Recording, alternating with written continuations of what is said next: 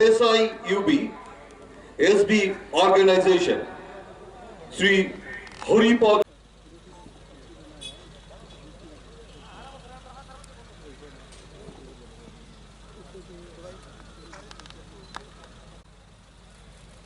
সতেরোশো 57 সালের ফরাসি প্রান্তরে স্বাধীনতার সূর্য অস্তমিত হয়েছিল। 1947 সালে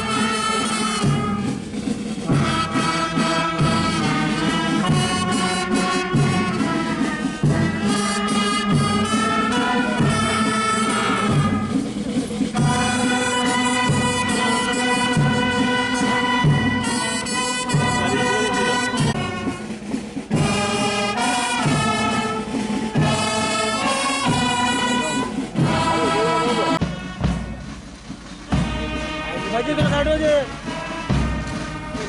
Itu kita.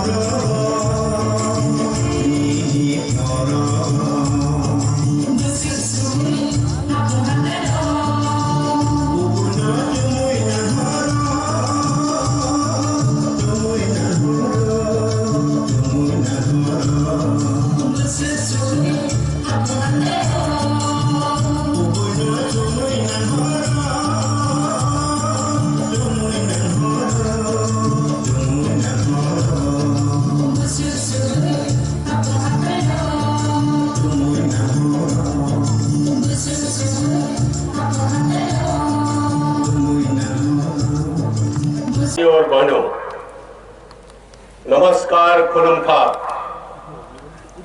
हमारे गणतंत्र दिवस की 72वीं वर्षगांठ के शुभ अवसर पर मैं त्रिपुरा के सभी नागरिकों को तथा इस समारोह में उपस्थित सभी लोगों को शुभकामनाएं एवं हार्दिक बधाई देता हूं।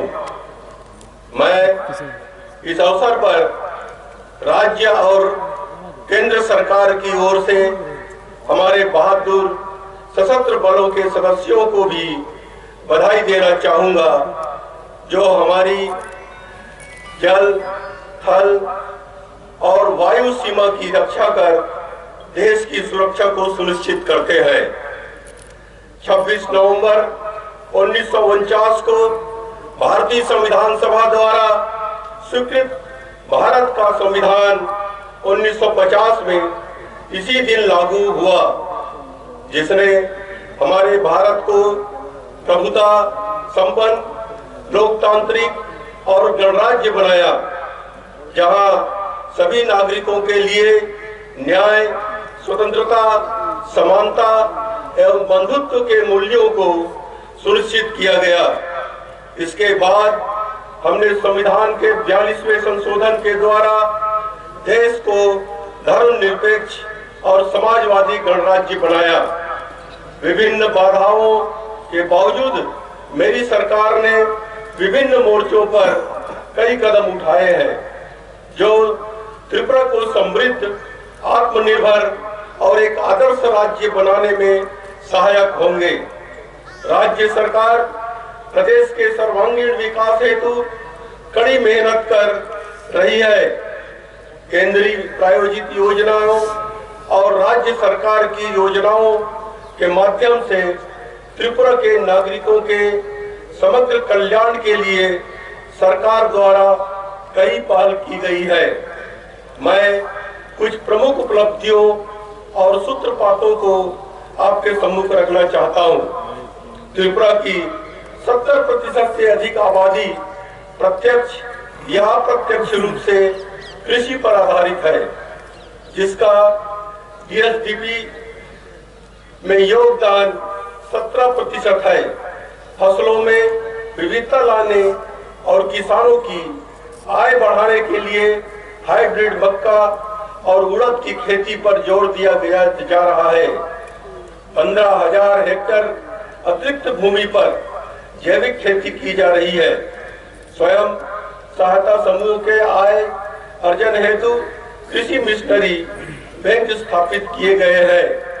सरकार ने प्रधानमंत्री फसल बीमा योजना के अंतर्गत 2.6 लाख धान किसानों को खरीफ 2021 के दौरान शामिल किया है तथा 70,000 किसानों को रबी फसल के दौरान शामिल करने की योजना बनाई है। प्रधानमंत्री किसान सम्मान निधि के अंतर्गत कुल 271 करोड़ रुपए की राशि सीधे 2,26,000 किसानों के बैंक खातों में स्थानांतरित कर दिया गया है। सरकार ने किसान क्रेडिट कार्ड के अंतर्गत सभी किसानों को लाने के लिए विशेष अभियान चलाया है। इस वर्ष 81,000 किसानों का केसीसी कार्ड मंजूर किया जा चुका है, जिसके अंतर्गत 300 करोड़ रुपए स्वीकृत किए गए हैं और 200 करोड़ रुपए 50,000 किसानों को वितरित किए जा चुके हैं। किसानों तक उन्नत तकनीकी जानकारी पहुंचाने हेतु कृषक बंधु केंद्र खोले गए हैं। राज्य सरकार ने नाबार्ड से एक विशेष ऋण योजना के अंतर्गत 50,000 भूमिहीन बरगदार, बटाईदार कृषक और जोतदार किसान को शामिल करने की योजना बनाई है, जिसे त्रिपुरा ग्रामीण बैंक के माध्यम से वितरित किया जाएगा। राज्य सरकार ने बांस, चाय, रबर और बागवानी उत्पादों जैसे उपलब्ध प्राकृतिक संसाधनों से बेहतर समूल्य संवर्धन एवं आय अर्जन बढ़ाने पर जोर दिया है। अतिरिक्त 2315 हेक्टेयर भूमि को फल उत्पादन एवं बागानी फसलों के अंतर्गत लाया गया है। राष्ट्रीय सौर ऊर्जा संस्थान हरियाणा द्वारा 3 जिलों में सौर आधारित शीतलन कक्ष स्थापित किए गए हैं। पूरे साल अनानास के निरंतर उत्पादन को सुनिश्चित करने के लिए केमिकल स्टेगनिंग प्रक्रिया के माध्यम से 505 हेक्टेयर भूमि में अनानास की खेती के लिए नई योजना शुरू की गई है। 2020-21 से 2024-25 की अवधि के लिए मुख्यमंत्री सुनिश्चित सिंचाई कार्यक्रम के अंतर्गत 65,000 हेक्टेयर के क्षेत्र को चरणबद्ध तरीके से सिंचाई प्रसार हेतु लक्षित किया गया है, ताकि राज्य की सिंचाई क्षमता 1.73 लाख हेक्टेयर का पूरा उपयोग किया जा सके। त्रिपुरा भारत में दूसरा सबसे बड़ा रबर उत्पादक राज्य है। राज्य सरकार रबर सीड की गुणवत्ता में सुधार लाने के लिए स्मोक हाउसेस के निर्माण पर बल दे रही है, ये अधिक आय अर्जन में सहायक होगा। वर्ष 2019-20 में राज्य में 77,000 टन मछली का उत्पादन हुआ था। राज्य सरकार ने निश्चय किया है कि 2022-23 तक इसका उत्पादन बढ़ाकर 1,03,000 टन किया जाएगा, ताकि मछली उत्पादन में राज्य आत्मनिर्भर हो सके। इसके लिए उन्नत तकनीकी से बायोक्लाक तथा केज कल्चर पर बल दिया जाएगा। वित्तीय वर्ष 2019-20 के अंतर्गत पशुपालन और डेयरी क्षेत्र में 25.3% की वृद्धि दर्ज की गई है। दूध के उत्पादन को बढ़ाने के लिए एक नई योजना मुख्यमंत्री उन्नत गोवर्धन प्रकल्प की शुरुआत की गई है। इस योजना के तहत कृत्रिम गर्भाधान के लिए एक नई तकनीक का व्यवहार किया जाएगा, जिससे यह सुनिश्चित होगा कि पैदा होने वाला बछड़ा मादा होगा। इससे गाय की संख्या में बढ़ोतरी होगी। 2023 तक इस योजना के तहत 3.2 लाख गायों को कवर करने का लक्ष्य है। अंडा उत्पादन में आत्मनिर्भर बनने के लिए बकरी और बैकयार्ड पोल्ट्री को बढ़ावा दिया जा रहा है।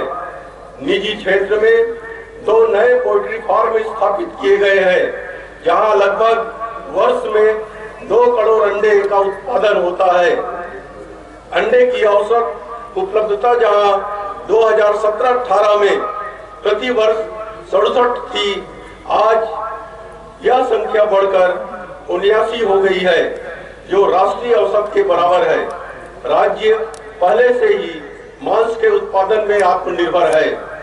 प्रधानमंत्री जी द्वारा रखे गए आत्मनिर्भर भारत के लक्ष्य को सफल बनाने हेतु आजीविका में सुधार और आय अर्जन के माध्यम से ग्रामीण लोगों के बीच आत्मनिर्भरता को प्रेरित करने के लिए एक नई योजना मुख्यमंत्री स्वनिर्भर परिवार योजना आरंभ की जाएगी, जिसके अंतर्गत ग्रामीण परिवारों को मुख्य रूप से कृषि, बागवानी, मत्स्य पालन एवं पशुपालन के लिए सहायता प्रदान की जाएगी। प्रत्येक चुने हुए परिवार को पपीता, कागजी नींबू, आम, अखरोट, मौसम्बी, अमरूद के पौधे रोपण हेतु उपलब्ध कराए जाएंगे तथा पोल्ट्री फार्म, मत्स्य पालन में बीज इत्यादि इनपुट उपलब्ध कराए जाएंगे। 16 जनवरी 2020 को भारत सरकार, त्रिपुरा सरकार, मिजोरम और ब्रू समुदाय के बीच एक ऐतिहासिक समझौते पर हस्ताक्षर किया गया, जिससे 23 वर्ष पुराने ब्रू शरणार्थी संकट को समाप्त करने में सफलता मिली है। समझौते के अनुसार लगभग 34,000 ब्रू शरणार्थियों को त्रिपुरा में बसाया जाएगा। केंद्र सरकार ने इन शरणार्थियों को बसाने और उनके सर्वांगीण विकास के लिए लगभग 600 करोड़ रुपए का पैकेज स्वीकृत किया है। राज्य सरकार ने नवंबर 2018 में अटल जलधारा मिशन नामक एक नई योजना शुरू की थी ताकि वर्ष 2022 तक हर घर में शुद्ध पेयजल सुविधा सुनिश्चित कराई जा सके।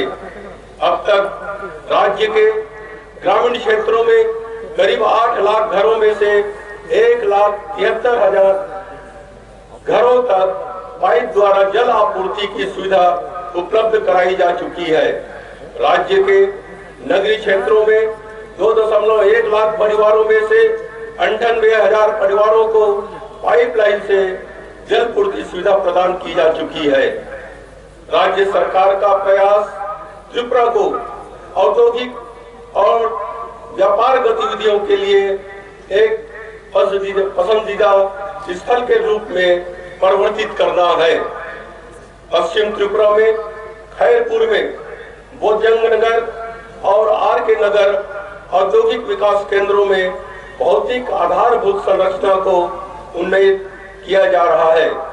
अगरतला में मौजूद एकीकृत चेक पोस्ट के अलावा एक और एकीकृत चेक पोस्ट को सबरूम में स्थापित करने का प्रस्ताव है, क्योंकि यह फेनी नदी के सेतु पूरा होने के बाद भविष्य का सबसे व्यस्त भूमि बंदरगाह होगा। एक और ICP Agartala Akhaura rail link के निश्चित जंक्शन में स्थापित करने का प्रस्ताव है। वर्तमान के श्रीनगर और कमला सागर के 2 सीमा हाट के अतिरिक्त धर्मनगर और कमलपुर में 2 नवीन सीमा हाट स्थापित किए जा रहे हैं। विशेष क्षेत्र एसीजेड सबरूम में स्थापित किया जा रहा है, जो निर्यात और आयात को और बढ़ावा देने के लिए निवेशकों को अनुकूल बुनियादी ढांचा प्रदान करेगा। एसीजेड की आधारशिला 11 सितंबर 2020 को रखी गई। फेनी नदी मैत्री सेतु पर पुल चढ़गांव के बाद साथ बंदरगाह संपर्क के समर्थन हेतु पूरा होने के करीब है। पुल के पूरा होने पर व्यापार और वाणिज्य के अवसर बढ़ेंगे, क्योंकि चढ़गांव बंदरगाह का उपयोग करके समुद्र मार्ग से माध्यम से त्रिपुरा अन्य क्षेत्रों से जुड़ जाएगा। 23 जुलाई 2020 को हल्दिया बंदरगाह कोलकाता से कंटेनर कार्गो चढ़गांव बंदरगाह के माध्यम से अगरतला पहुंचा था। भारत और बांग्लादेश के बीच माल परिवहन की सुविधा के लिए अगरतला अखौरा रेल लिंक निर्माणाधीन है, जिसके मार्च 2021 तक पूरा होने की उम्मीद है। इस रेल लिंक पर निश्चिंतपुर में रेल यार्ड भी निर्माणाधीन है। फेनी बांग्लादेश और बेलोनिया भारत के बीच रेल संपर्क की स्थापना हेतु विदेश मंत्रालय और रेल मंत्रालय के द्वारा पहल की गई है। एमबीबी हवाई अड्डे पर आधुनिक विशिष्ट सुविधाओं के साथ एक समकालीन नई एकीकृत टर्मिनल बिल्डिंग पूरा होने को है। यह अंतरराष्ट्रीय उड़ानों की मेजबानी के लिए एमबीबी हवाई अड्डे का मार्ग प्रशस्त करेगा। सोनामुरा के पास श्रीमंतपुर टर्मिनल में 5 सितंबर 2020 को फ्लोटिंग जेटी का उद्घाटन के साथ त्रिपुरा अंतर्देशीय जल परिवहन के मानचित्र में शामिल हो गया है। यह जल मार्गों के माध्यम से दोनों देशों के बीच माल की आवाजाही की सुविधा प्रदान करेगा। भारत सरकार माननीय केंद्रीय मंत्री सड़क परिवहन और राजमार्ग ने वेबलिंग द्वारा 9 राष्ट्रीय राजमार्ग परियोजनाओं के द्वारा त्रिपुरा में 2,752 करोड़ रुपए की लागत से 262 किलोमीटर सड़कों के निर्माण तथा 2 पुलों की आधारशिला रखी है। इन सभी सड़कों और पुलों का निर्माण कार्य शुरू हो चुका है।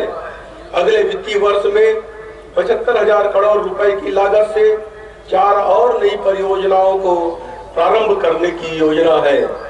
त्रिपुरा में जबरदस्त पर्यटन क्षमता है, क्योंकि राज्य प्राकृतिक सुंदरता में समृद्ध है और यहाँ कई महत्वपूर्ण धार्मिक पर्यटन स्थल भी है। राज्य में पर्यटन को बढ़ावा देने के उद्देश्य से त्रिपुरा पर्यटन नीति 2020-25 फरवरी 2020 में प्रस्तुत की गई। यह नीति त्रिपुरा में सार्वजनिक निजी भागीदारी को बढ़ावा देने के लिए एक उपयुक्त प्रणाली उपलब्ध कराती है। इस दिशा में एक कदम के रूप में सागर महल पर्यटन लॉज को होटल पोलो टावर्स को पट्टे पर दिया गया है।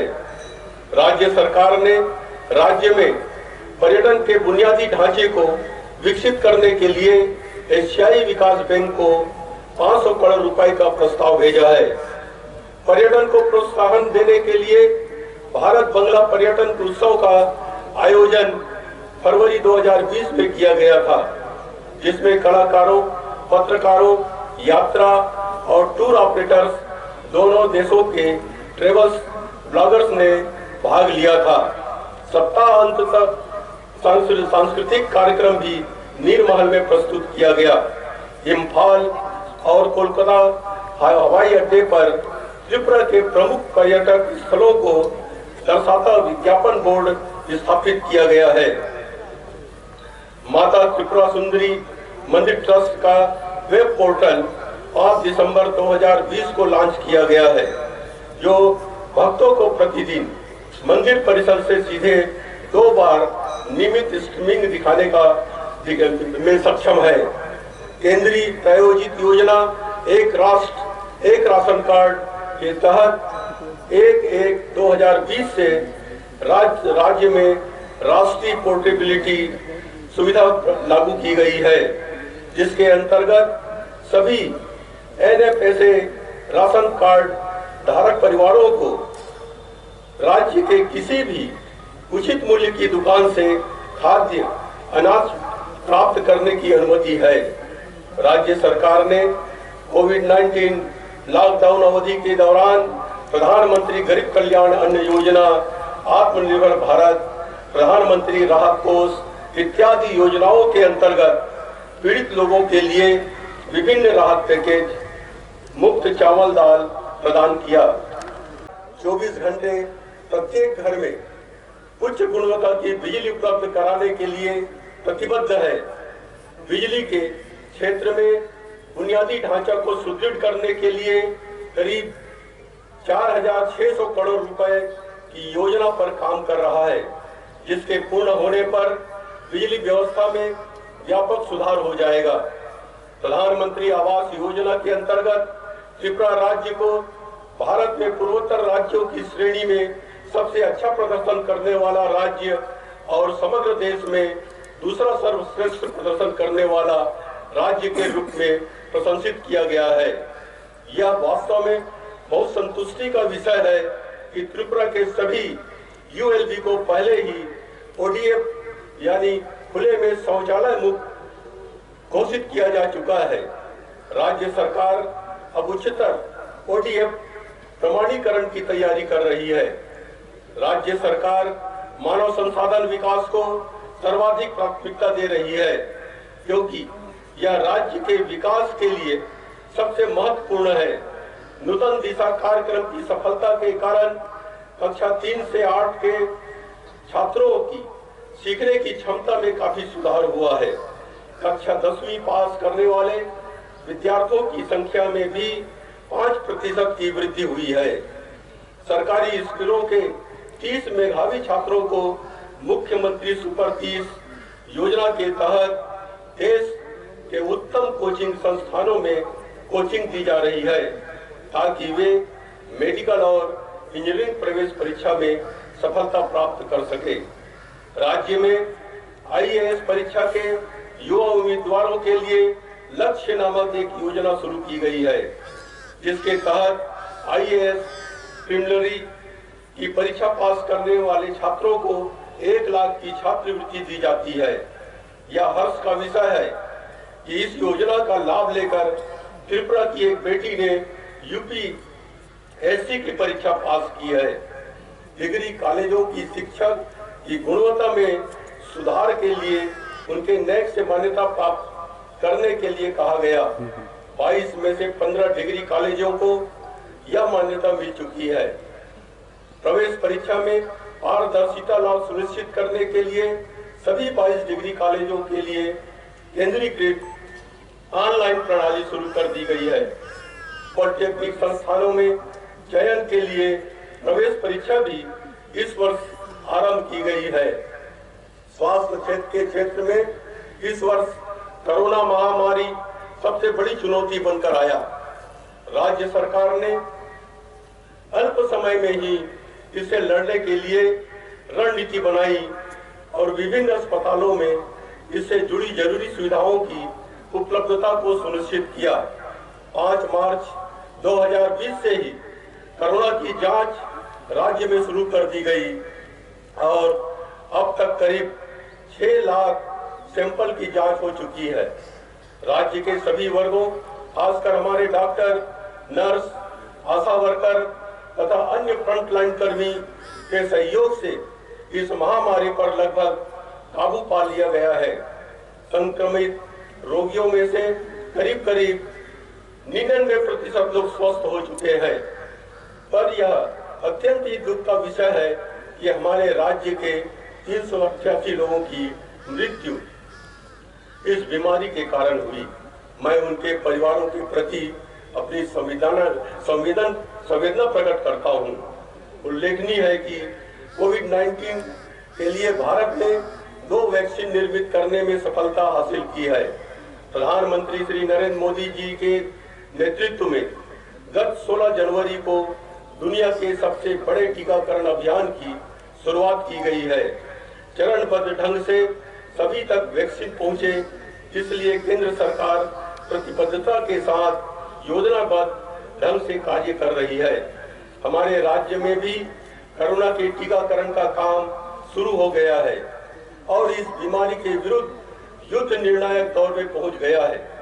मैं सभी राज्यवासियों से यह आग्रह करना चाहता हूं कि वे आगे आकर बेहिचक कोरोना का टीका लगवाएं ताकि इस बीमारी से स्वयं को और राज्य को भी सुरक्षित रखा जा सके। किंतु टीकाकरण का काम संपन्न न होने तक सावधानी बरतें, जैसे कि मास्क पहनना, सामाजिक दूरी का पालन करना तथा बार-बार साबुन से हाथ धोना। गणतंत्र दिवस के पावन अवसर पर चलिए हम शपथ लेते हैं कि स्वयं को कठिन परिश्रम, निस्वार्थ और उच्चतम निष्ठा और ईमानदारी के साथ त्रिपुरा को देश में एक आदर्श, समृद्ध और सर्वश्रेष्ठ राज्य बनाने हेतु सच्ची निष्ठा और एकता, अखंडता को संरक्षित और मजबूत करें।